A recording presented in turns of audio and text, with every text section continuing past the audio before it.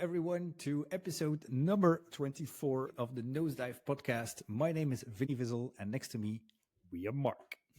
Mark, how have you been?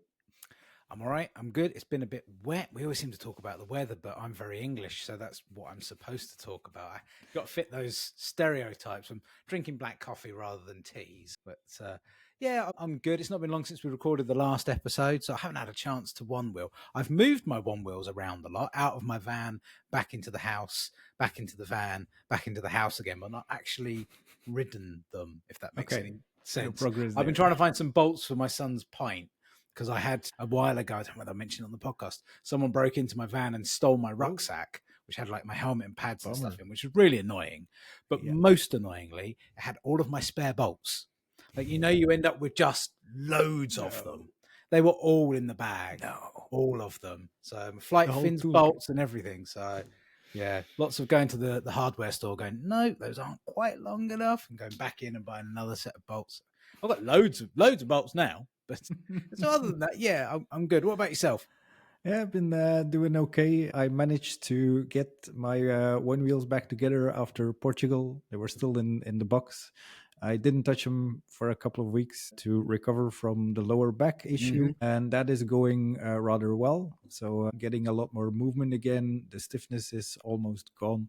So getting back ready to get on that board and to cruise a little bit. We'll see how it progresses, but pretty keen on that. And my VESC is still somewhere in France, half of it at least. Well, yeah. What do you mean by putting your boards back? Did you have to take your boards apart to have them transported, or what was that? Yeah, so when you go to Portugal, you have to get the boards there. Yep. We were lucky. Radim, who came from Czech, I guess, he managed to pick up a lot of boards along the way while going to Portugal with his van. Very thankful for that service. And we actually all got like a Onewheel box. And I wanted to take my VESC Onewheel because I knew there were VESC people there, which I'm not. So I just took it along and put it in a box. And the advantage of the varial rails of the Float Life is that you can just open it up and fold your Onewheel like a pizza slice in two. And you can actually fit two Onewheels in one Onewheel box if you do it in that way.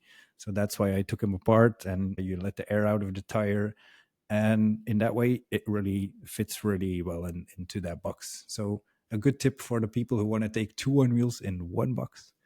That's the way to go. Definitely. I don't know whether the guys who sent them from the UK, because they were using a removals firm, so like a moving your stuff from house to house, but they hired a removals firm to drive them down there. I don't know whether they've got them all back yet, but I think it's definitely going forward. I think if everything goes well, I think they'll be doing a lot of that probably for some other events as well. If people are looking to transport them and then fly, I think it could be a bit of a game changer in terms of people getting to European events. It's just that anxiety of letting your very precious Onewheel go into a cardboard box and into the back of someone's van. You just think it'll be all right, it'll be okay. Just hoping that it all arrives on time. So I haven't checked with people yet.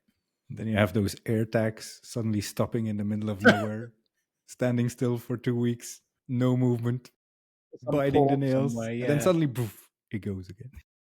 So it's like getting an order from Float Life when I used to get them from the States. It'd just be the order tracking would be sat at whichever airport, LA airport, for like weeks, and then all of a sudden there's a knock at the door. I'm like, what? According to that, it's still in the States. How did it suddenly get here? But you don't ask questions once it's in your hand. You don't care, do you? No, that's it. That's it. So yeah, looking forward to some dry days. Today we had a very beautiful day, but I had to work all day, unfortunately. So hoping for a good weekend. It's looking kind of dry-ish. So good news also, because Jelle from Flightpack EU, the Belgian dude with the big beard, maybe you know him, he has been printing a lot of cool stuff in his garage, in his workshop. And he has some really cool, I think he has some drop-top fenders for all kind of models. And he mentioned that he now has one for the setup that I have, the Growler. That I have with the W rails, which is a very odd setup to get a fender on there. And now we can, because of Jelle, we can also get fenders for those kind of machines, which is pretty cool for winter. Yeah.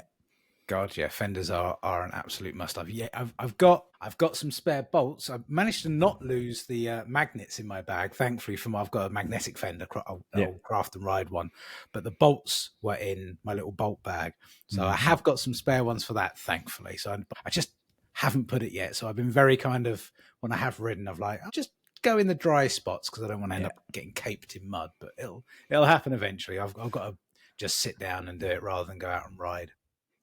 I've seen the pictures already. Even our guest tonight has been sharing some pictures that he was contemplating on getting that fender back on there. So definitely, you want to eke it out for that just as long as possible, don't you? But speaking of our guest, should we see if we're going to catch him? He has been waiting in the lobby for about 10 minutes now. So I'm going to let him in and see what state we find him in. This could be.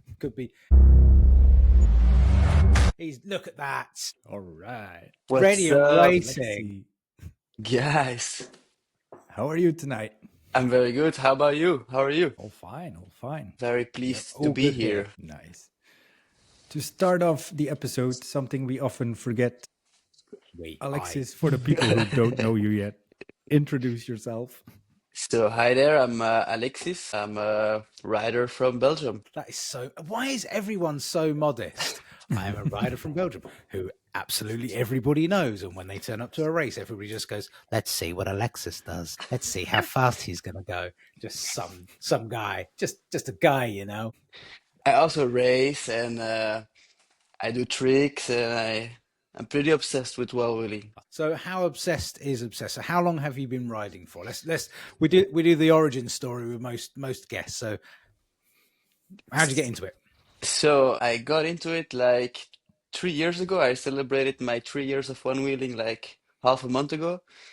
And I started the first time I saw one wheel was on the street in Brussels. And I was like, hey, you, stop.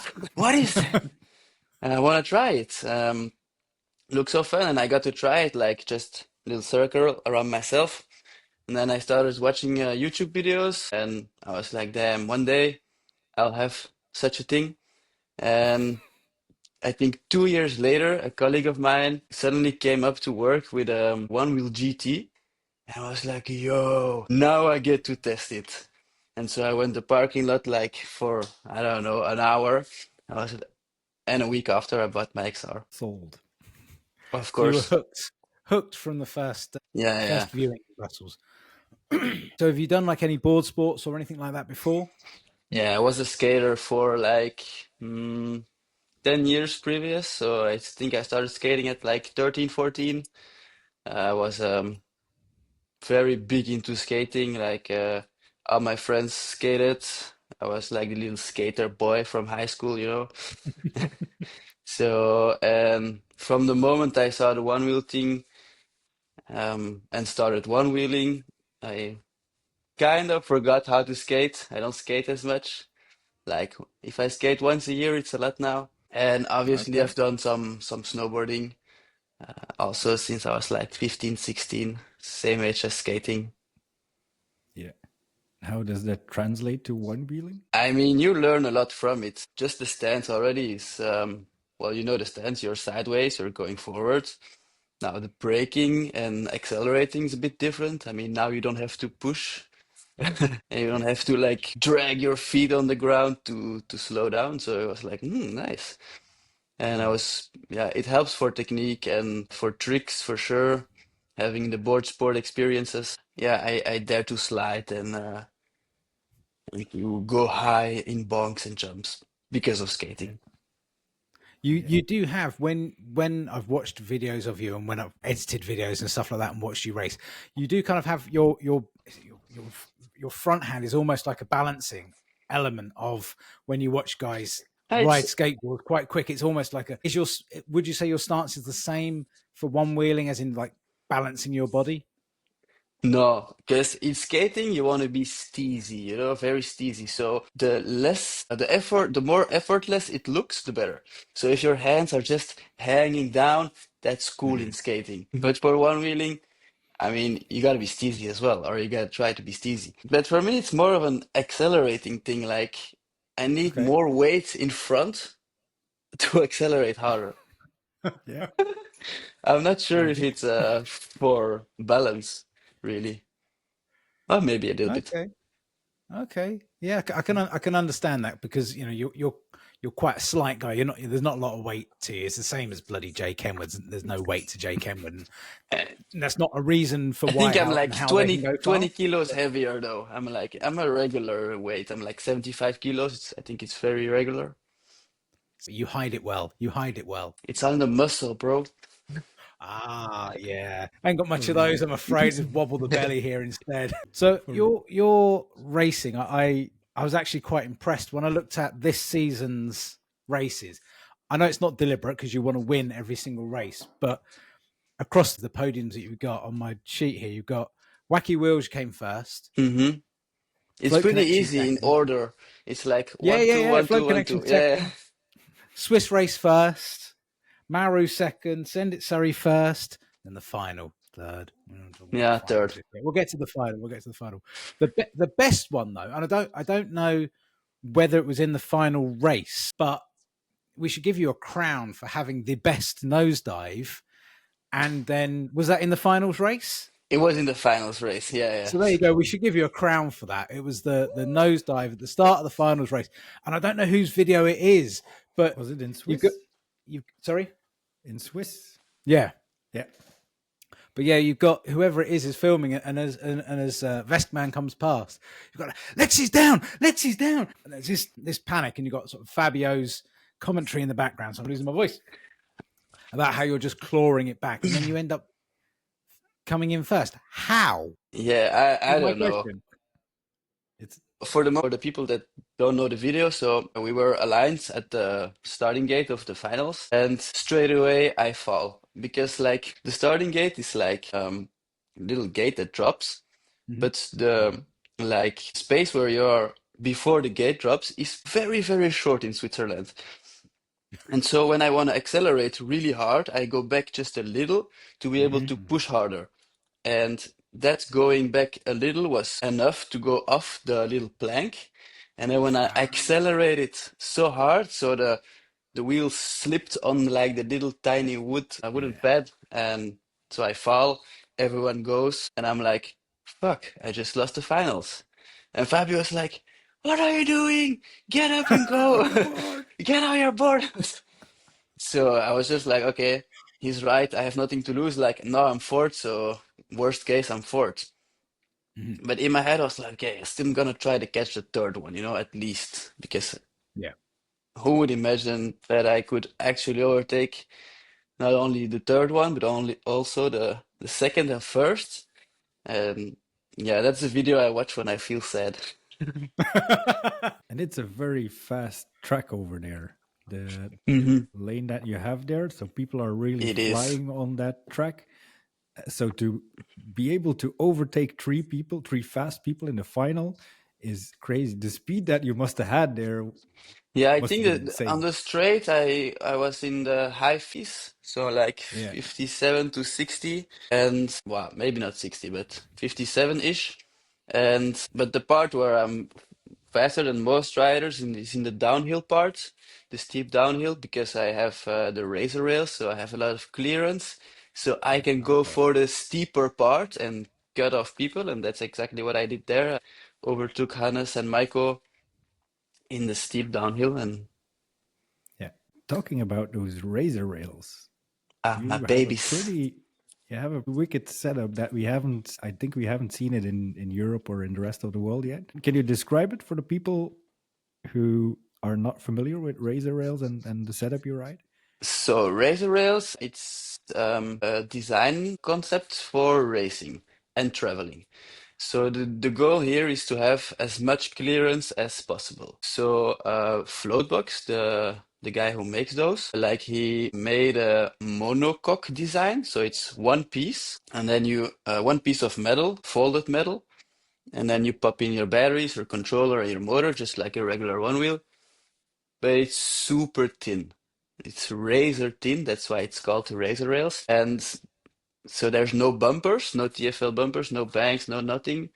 So to have really the maximum amount of clearance. And I can tell you for racing and riding trails, it's a crazy benefit. Like half the work of my wins is definitely the board.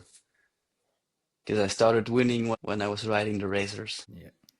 And are these things out there for sale, or is this prototype, or? Yeah, so they are for sale. There is a V1 and a V2. The V1 is more like the one piece. I can show you. I have one there if you want, empty one. Anticipation.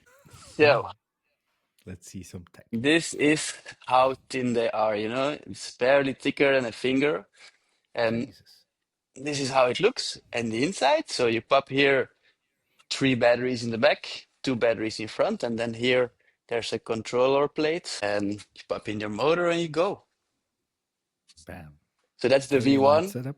And now we have also the V2, which I'm riding currently. It's like a bit of a varial system of the Razr Rails. So you have a centerpiece that you can take out, and then you have 2 boxes that you can fold if you want to travel, for example. So that's the Razr Yeah, looks Rails. nice. And like with the batteries being in both the backside and the front side, is the board pretty balanced, I guess, then? The board is super balanced. I guess the only difference now is the thickness of my front and back pad. So my back pad is the cush wide, and my front pad is the cush high. So the wide is a bit thicker, and that's the only weight difference there is in the board right now. So when it's ghosting, it's actually just doing like, yeah, it's not going anywhere because there's no heavy side. So it just dances, wiggles a bit like, Yeah. My son's Nice. pint has done that a few times, and we've not quite figured out why it does it, but the motor just judders in the middle and it just stays perfectly level, and then you have to jump on the damn thing before it races off. But that's not a balance thing. I think it's just pint's not enjoying the VESC that's in there. we can figure it out, I'm sure. I'm sure. Might be If somebody can figure it out, it's Alexis. He's super good in the tuning. So let's talk about the final this year. We won't talk about the final last year because that. I mean, we can if you want to. We can. Okay, so last year's final. So last year's Your final, board just crapped out on you. I had a What happened? great season. I was really feeling it. I thought I was going to be up there or at least on podium. And so in my first quarterfinal, some little cable inside came loose, and that was the end for me. I managed to make the board work like one other time. So it crashed after a drop, and then somehow I got it working again, and then it crashed again, and that was the end. Last year final, I think I was like 11th or 12th. And you must have some quite good upper body strength, because I was told that you might have launched your board quite some distance when you came off it out of mild frustration. I was a bit angry, so I threw my helmet against some tree, saw some pieces flying off, and then just the board was there, so I just threw it, and I think at the time when I saw Jay, I think Jay Ken was only slightly more annoyed that he didn't get to race you in the final compared to your frustration. Maybe he was happy. I think he was happy. He acted like he was like, oh, sad, but he was like, damn. Oh. I would have been like that for sure. I think in that moment, the full 75 kilos of force was used to launch that board into the sky. Yeah, which is just for those of you that wouldn't know, last year you still had the most points at the end of the season, though. Yeah, yep. You still got the medal at the end of the season for the most points, and you had the most points at the end of this season, 750 points. You and Jess. Yes, maxed out points. I'm so proud of us. Yep, absolutely amazing effort. It's not like Fabio just turning up to go to all the events and come like 10th and 8th and 6th and 13th and stuff like that. You earned those points. If Fabio just goes for the shits and giggles, you worked for those points. We asked this of our last guests, but do you have a training regime? Is there certain things you do to get faster? I mean, last year, yeah. Last year, I quit my job in events to go to a regular 9 to 5, because in events I work really shitloads. So I went to a 9 to 5 to be able to train a lot. So I was free every weekend. So I think kind of every weekend I was going to the Dutch trails, which are some of the best trails that we have in Europe, for sure. If you haven't tried them out, go check them out. Check it. Okay. Yeah, hit Stoke up muddy Seekers. shoes with the Stoke Seekers, and you will have the best day of your life. So I was going there like every weekend, training hardcore, like pushing myself every time I went. But then this year, yeah, I'm back in events because after last year's finals, I was like, okay, I'm very happy with how I did this season, and now I want to have my cool job again, which is working in events, and that's what I did this year. So this year, almost no training, zero training, not like for real, for real. Yeah, yeah. But Except for dragging things along on the job. Yeah, yeah, it helps. Yeah. If you gotta move 50-kilo blocks for 100 meters, then just grab the one wheel and ride there. It's way, way better for your back. but still, that training from the previous year paid off, given your podiums for this season. The insane, the first, first, second, first, second, first, second, first, second. Yeah, but I'm not gonna stay winning like the level is going up. Like riders are getting insane, and we saw that in the finals this year. So my guess is next season I'm not gonna win as much as I hope or I want to. I wouldn't put yourself down too much, man. I mean, you might have come third in the final, but you were third by like 7 seconds. It wasn't like you didn't finish the race or anything like that. Yeah, I was There are first like for a good bit in the finals. I was first for like 70% of the track, I think. what happened? Because Jade mentioned, because Jade was on our last podcast. Jade mentioned that you were kind of to the side of the track. What happened there? Yeah, so I was first, and then we come into the sandy area, like the single track, but very, very loose sand. And I hear Dan screaming behind me, "It's just you and me, baby." And at that exact second, I was like, "Yeah, okay." And I wanted to push harder and wheel slip into the That's a sand. mental game of Dan. And I could have been like, okay, I stay here, trying to engage my board and go for it again, and like block Dan and Jay, but I didn't want to do that. So I came off the track, I left them some space, put my board back on the track, went on, and that's why I lost many seconds and couldn't catch up anymore. So you being a gentleman, a good sportsman, lost you some time there. Yeah, for sure, that's fine. I'm very happy with how the finals went this year. Even though I got third, my goal at the finals was more to not panic because I had some panic-y attacks during the season, like in Switzerland and in Sandy Surrey in the UK, Mm-hmm. because I feel the pressure a lot. And like when I pull up to an event, people are expecting things, and I don't know, sometimes the pressure gets to me. And the only thing I didn't want for the finals is to feel pressured. Like I just wanted to be in Portugal, enjoy the good weather, all the friends, and we'll see what happens with racing. So third, I'm very happy. So you were able to enjoy the races this year. So much, so much. Yeah, that was the best finals of my life. And like those guys are pushing. So if I fall and I can catch up, that would be bad, you know? So I'm very happy that I couldn't catch up after a fall. I mean, Jay did 3 times, but yeah. And you mentioned having some panic attacks and reactions. How do you handle those things on an event? It might be important for people because I can imagine others can have that. Hell yeah. I mean, I've had it like 2 times, I think, in Switzerland and in the UK. In Switzerland, I had to puke after the race from like stress relief. Yeah. So I didn't handle it at all. So I don't know how to handle it. In the UK, I almost had to puke. So I'm not sure how to handle it. I just switched the button now, like we're just racing one wheel, guys. It's not that serious. It's meant to be fun, and I don't want to let it get to me that much.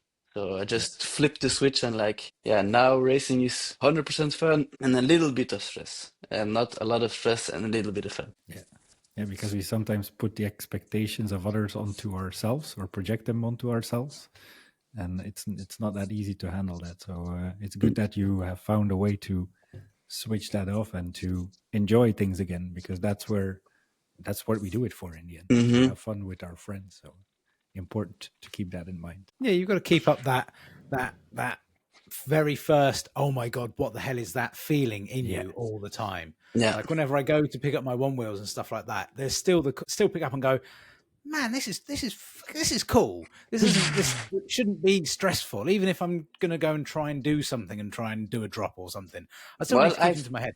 It's just a toy. It is a toy. Yeah, for sure. That has become a hobby that can become anything. I kind of lost that feeling a while. Yeah. Because I was just, every time I saw the board, it was like, yeah, I gotta train, I gotta be the fastest, I gotta bonk the highest, and I kind of forgot a bit about the fun a bit. And from the moment I realized, I was like, okay, fuck it, 100% fun now. Yeah, and that's where good results come from. If you have fun, it translates into good things. Exactly. That relaxed sensation, whether you're just going for a simple ride and you take a fall or whatever, if you're less tense, you're more relaxed, you're going to take that fall a lot easier. And the same to going for any event and stuff like that. And it is fun. It's racing wise, it's fun to watch. And I have participated in races, not raced, but it is fun to do. I think we were doing the time trials at some point. I think you came past me at like a fucking blur and went, just enjoy it, man. And I was like, fucking enjoy it. As you're going past like 3 times faster than me. But I was enjoying it. Surrey was your first time in the UK, wasn't it, if I'm right? It was my first ever time in the UK. And the only thing I saw was like the Surrey event and the parking lot where I slept. Yeah. And a lot of dust. And a lot of dust. It was fun event.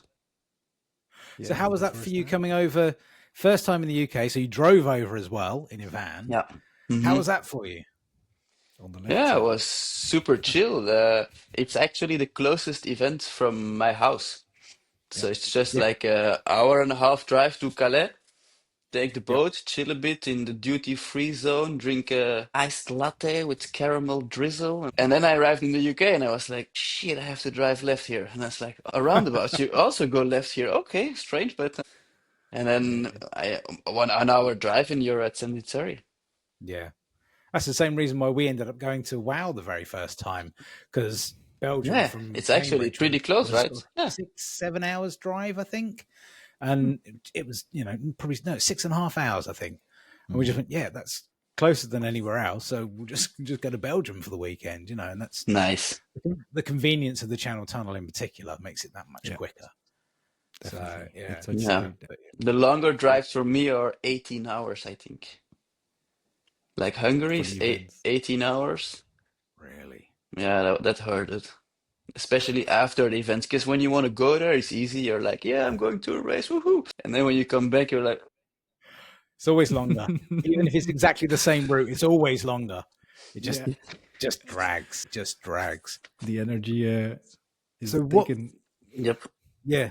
So what for you when you turn up to a race? What do you enjoy seeing on a track? What makes it fun?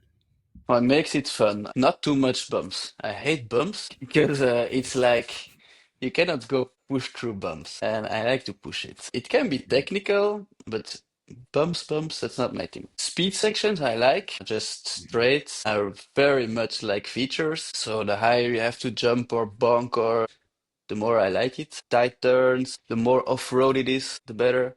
If there's like paved areas, I'm not that much of a fan. But yeah, features and a track where you can push, basically. It doesn't have to mean that you go fast, but for example, the Czech Republic race, my Fest, they have like very hardcore trail as a race, and you can really push that trail. You're not going fast, but you're pushing it. So that's what I like the most. When I'm able to like throw my weight in front and see what happens.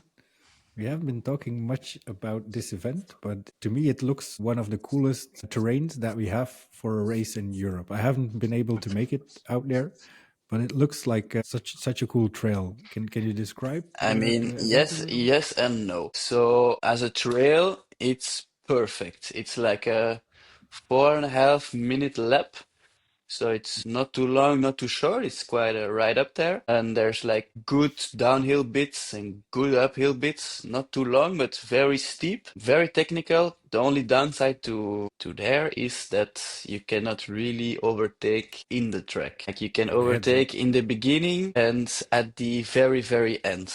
But the whole like trail section is pretty much single track.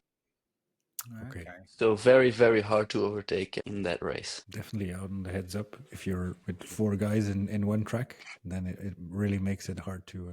So you gotta have the starts and stay in front. That's how I try to do it. Now, this year I took the start. Well, my race board was dead back then. I killed it on that track. I killed the hub, like the hub bent, so I couldn't use it. I used another Razr Rails with a hypercore motor, so not what I'm used to, very light. I got the start, but then with his crazy machine just whoa, somewhere there was like one part in the track where you can overtake, and he just took it. He was like, "Fuck it, I'm going!" Bam, and that was a really, really nice race. Dan is a great racer. Mm-hmm. Definitely. We saw that in the finals as well. Shredding hard all season and getting the results as well. Yeah, he takes more risks, but then when it pays off, I mean, it pays off. Yeah. Sometimes it doesn't, like he wants to over push and then nosedive here and there. He's like the king of nosedives. Or if it's not his board, yeah. If you see him running around with his Hawaii shirts, you would never tell that he's a crazy racer. Yeah. What I left out of the edit for the Shred the Shires clip was I've got about 4 or 5 clips of Dan at the start. I don't know who was filming him, but it's literally he just starts off, and before he's even gone over the timing lines, he's nosedived and he's got up, picked his board back up and ran back a bit, and that's because he's not gone over the timing line, so his time hasn't started yet, and he tries again and he nosedives, and then he finally gets off and actually gets a bit of speed. That sounds really like Dan. Yeah, trying to push it. Yeah, it's so funny to watch. But I thought, no, I'll leave those bits out. Those are a bit too comical. I think my nephew took some pictures of him. I've got like 6 or 7 pictures of him scrambling around for his board as my nephew's there clicking away with his camera. So yeah, he does nosedives with it, but he pushes it hard. And he pushes it harder than anyone else. But then sometimes that leads into a nosedive. But when he does a flawless run, he's very quick. Like he did in Myra, very good example. A bit of a rowdy style, but gets it suits him. So you were saying earlier about you've also we talked a lot about racing now, but you love the trick style element of things as well. I do.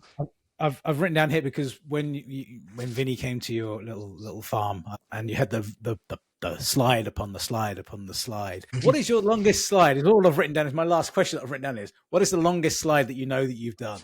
I think the rail in my garden.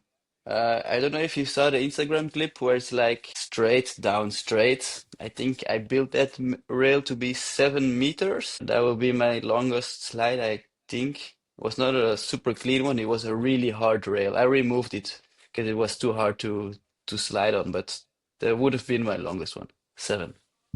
7 meters. 7 indeed. I think I can do more though. If there's longer rails, I mean, I can stay on, but where's the 8-meter rail? We should have a longest slide contest someday. I'm down. Style. I'm making a note. I will make a note. The designs that the 10-meter rail. 10-meter rail. Some of our team are coming up with for Shred the Shires. I'm just like, guys, these things are going to take bloody ages to build, let alone build and then fit. And our little skate park. It gotta be somehow a bit downhill, because if you want to slide 10 meters, or you gotta use a heck of a lot of wax, or you gotta be downhill just a little bit. Yeah. No, we're looking at different things to do, but 8 meters of a slide might be beyond some people. So. I mean, I can do it. I've got space to store everything. I mean, the Decathlon ones, I think you can like fit unlimited amounts together. So if you take like 4 or 5 of them. I've got 2 rails, parking block kind of rails. I think they're probably about 3.5 meters put together, I think. So, Jesus Christ, that's a lot of wood. Yeah. I have to think about that. I have to think. I love the winter and designing. And I mean, if you stuff. build and it, our I'll team are slide designing it. some good stuff. Yeah. Like you can find the Decathlon rails very easily on second hand. I've been finding a lot of them, and we have quite a few already, and they mostly go for around 20 euros second hand. So very easy to find, a lot cheaper than buying that much wood, I think. Yeah, absolutely. I got some. I think I bought from before last year. Someone's son had like a scooter and stuff like that, and they had like one of the big gore ramps, like the J20 or whatever they are, like the £150 ones. Yeah.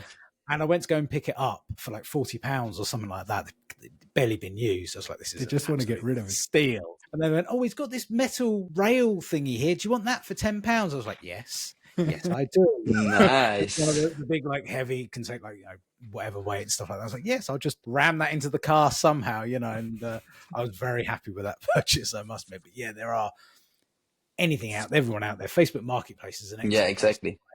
All those bits and pieces, particularly this time of year, because people are clearing out the crap that the kids haven't used on for their scooters and stuff, and buying them new stuff at Christmas time. So it's shopping time for bargains to find. More things to store, man. More things to store. Yeah, definitely. Maybe I have one more question for Alexis as well. In the future, what kind of, if you have no limits, you can think of whatever you want, what kind of event would you like to see in the future? If there's no limits, I would... Whatever, freestyle, free ride, slope style, racing. I mean, the events like they are now are really my kind of thing. Like, there's a mix between racing, and most of the events have also a little trick competition. So for me, that's the best of both worlds. You get to ride with a lot of riders on the same track, which for me feels fantastic, especially the heads to heads. So amazing to be rushing against one another, and also the trick competition. Most of the time it's a bit late at night, and it tends to be forgotten a bit more than the actual racing. But I do enjoy them a lot as well. For me, they can put a bigger spotlight on tricks. Yeah.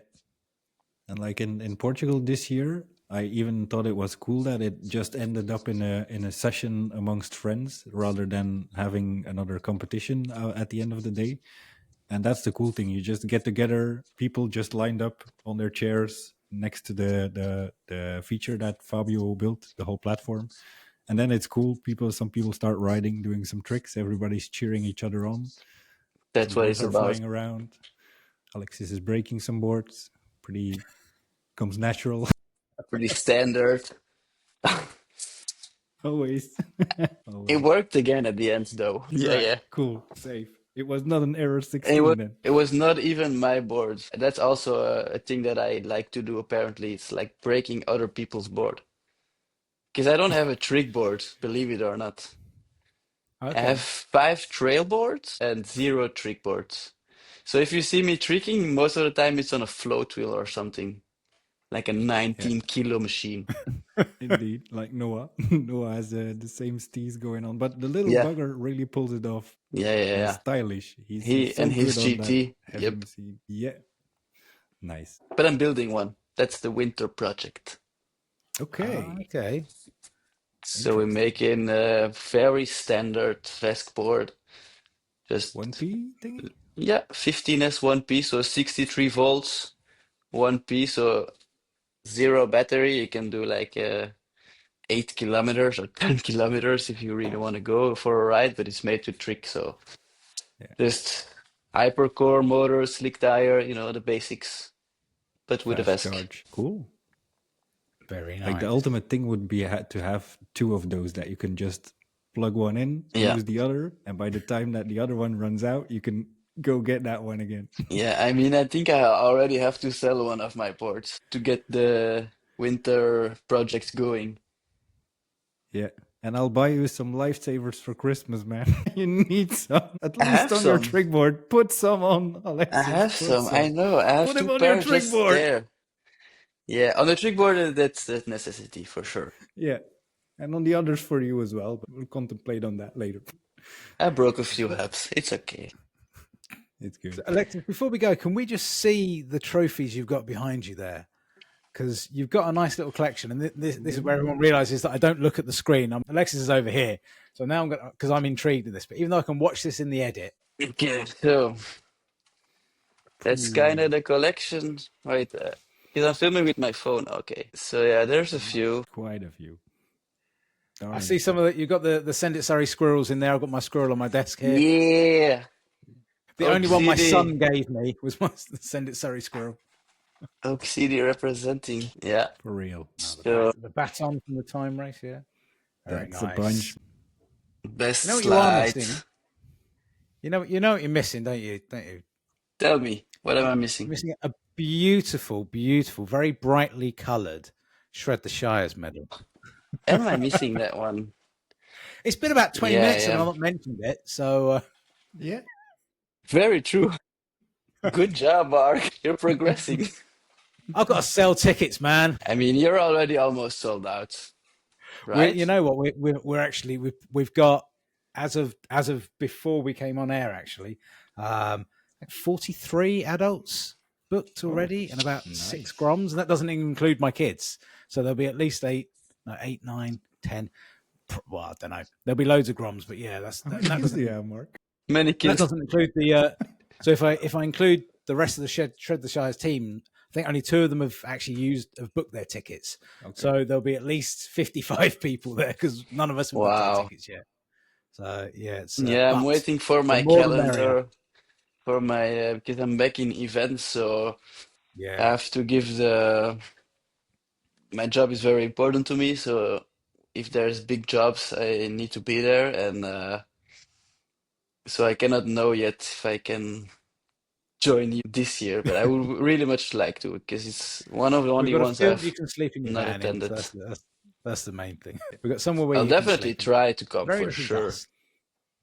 Nice. And bumps? How many bumps? Not many, actually. You know, at the first year, it was a little bit rutty because when my uncle first cut it with his tractor, it was very, very soft. It was very, very waterlogged, and it just ended up being quite rutty in places. But last year, people were complimenting how many fucking hours I spent rolling the damn thing. Nice. We have. I am under strict instructions not to tell people what we're planning to do, but we have different plans for this year. Same place. Okay. Some different plans. And that's all I can really say right now. Because Kate will fucking kill me if I say anything more than that. Something in here. Everyone thinks I run this event. I don't. I need to just not mention stuff. We need to work out our budgets for things yet, so we'll get there. But we'll get there. Yeah, but hopefully you can make it. Hopefully everyone can. Yeah. Hopefully I can make it. Yeah, we need to buy another beer tent. So hopefully everyone can make it because then we'll have 3 beer tents, which will be extra space. Yes, looking forward to that. How many open spots do you have, Mark? Say that again? How many open spots are there for the race? Like how many people can join in total? Unlimited? We had I think we had 97 people race in total last year. So yeah, we did the finals, then we did the Shred the Shires head to head. Well, head to head, 8 people I think we had on the track. So one of the things I can tell everyone, we are making the track wider. Nice. A lot fucking wider this year. It'll be a lot wider, as will the features be. There will not be one feature. There will be dual features. So people can overtake on the features as well. That's perfect. So yeah, we're working on that. Thank you so much, Alexis, for joining us and for having a little chat about races and your experience in the whole racing season. The pleasure is mine. I was waiting for it. I was like, when is my time for the Nosedive podcast? Am I going to get my list out to see that your name's probably at the very fucking top of this list? I did it before with Luke. I don't know where my list is now on my pad. What we got here? We are down somewhere. Inside of me, I knew it was coming. I was patiently waiting. I was like, I can't even find it anymore now. I'll be on there. That explains why Alexis hasn't been on, because the list is nowhere to be found. Yeah, I can't find it. I have a digital pad. I can't find the damn thing now. It's fine. I believe you. Absolutely, man. It's been an absolute pleasure having you on here. And I will take you up at some point, because at some point my boards are going to fuck up on me again. And I'll be ringing you at some point. I mean, you can call me anytime. What buttons do I press here? Yeah, I've fixed many boards by phone, so I'm happy to help.